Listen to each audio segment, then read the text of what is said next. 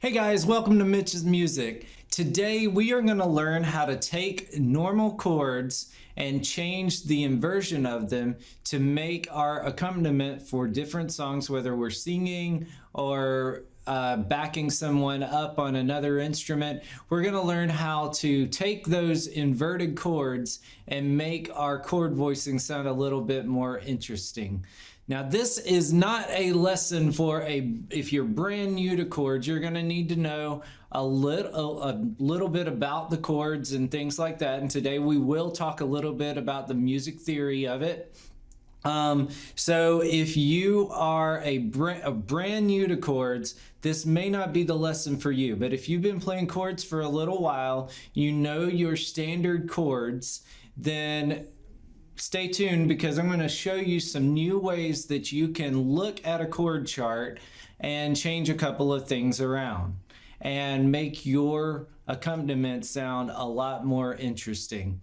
Click that subscribe button, guys, if you like my videos, and hit the notification so you'll know when I have a new video out. If you have any requests, leave those in the comments below.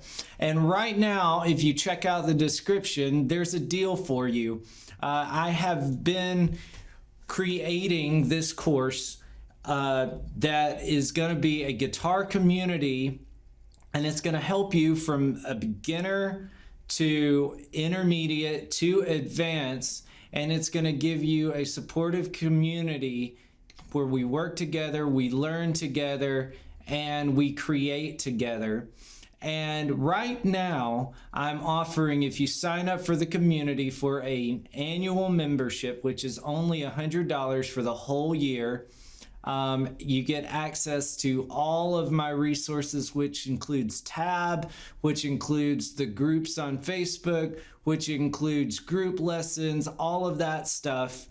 If you sign up for that right now, then you'll get one free lesson a month for the whole year. Not the rest of this year, starting whenever you sign up until that month the next year. So that's one per month for the whole year. That is $25 per month, and you get lessons with me just by yourself, and you get that totally free when you sign up for the annual membership right now. I also wanted to let you guys know I've got a podcast that I've been working on over the last few weeks, and we're working on the name a little bit, but right now we are doing a name change, and it's going to be called Lessons Learned.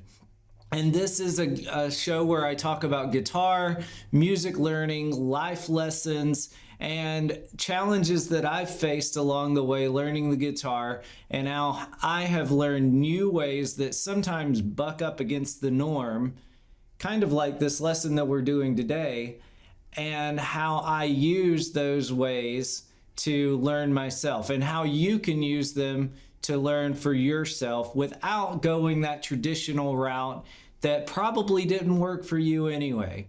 So check that out. That'll be in the description below as well. So that's enough of that. Let's get started, guys. What I'm going to use is the song Down by the Sally Garden, which I released yesterday. And I released the melody of it. At the end of this video, you'll see the chords that I played. So there will be a chord video. And what we're going to do is we're going to take the standard chords that are in Down by the Sally Garden, and we're going to rework those to make them sound a little bit more interesting. And you can do this with a lot of different songs. I just chose this one because it's the most recent one I've done. So let's just talk through the chords. And I'm looking at it here. You can check it out below. So here are, you've got D, A7, G, D, G, D, A, D. All right, so that's really all we're going to work with. We're just going to work with that much, and we're going to talk about how to change those chords around and what inversions are anyway. So let's go over those chords. So we got D and A. Actually, the chord chart says A7, but we're going to stick with just an A for right now, and you'll see why a little later. A. Then we're going to do G, then D. So like I said, you should already be familiar with those. So now we're going to change the inversion. And so inversion is just a fancy music theory way of saying we're going to take the bass note and we're going to move it around. So normally if it's in root position, which is like if you were playing an A, then A would be the bottom note of the chord. So if I was playing an A in root position, I would just play A. So that's in root position. So what we're going to do this time is when we play an A, we're going to change the bass note. So instead of being in a root position, it's going to be a first inversion A chord, which means that the C sharp is in the bass.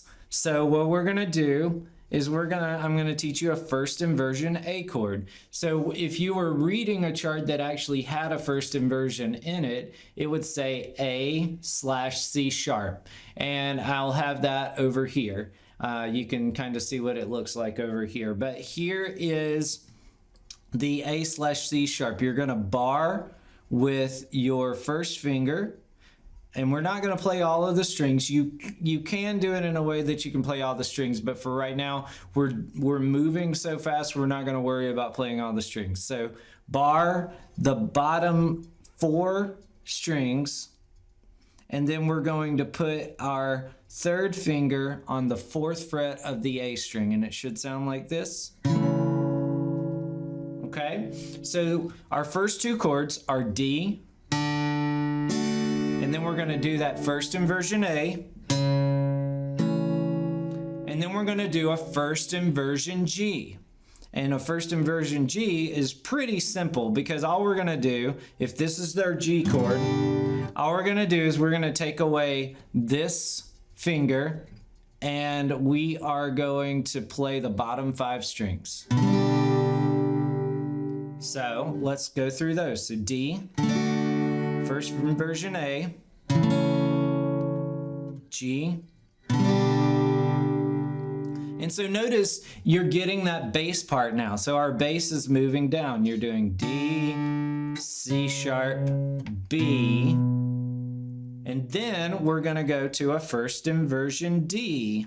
And our first inversion D is the one where we use our thumb and put it over the 2nd fret of the E string. All right, so let's go over those again. So D, first inversion A, first inversion G, then first inversion D. All right, so let's do that again. D, A, G, D. And then we're going to go normal G, first inversion D, then A, then D. And that's the first line. So what we did is we took those normal chords, added the first inversion, and then we made the bass part a little more interesting. So if you are playing by yourself, this is great to do. If you have a bass player, you could just get the bass player to do it and it would sound similar. But even when the bass player is playing those types of things, when I'm playing with a bass player, I like to do those chords sometimes because it just puts the fingering of the chord in a slightly different spot. The notes are a little closer together, so you're going to get a slightly different sounding harmony to your ears. So let's go through those again. So you've got A first inversion, then G first inversion, D first inversion, then G, D first inversion, A, D. And another thing that you can do at the end of this one to make, if you like this one, is you could continue this bass line. So you've got G, F sharp right here. So this is an F sharp. And then an A has an E in it. So this would be a second inversion A chord. And you could just play the low E string with the A. And that would continue that bass line. So that would sound like this. And then to D.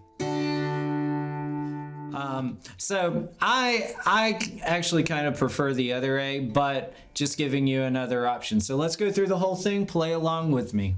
1, 2, ready, go.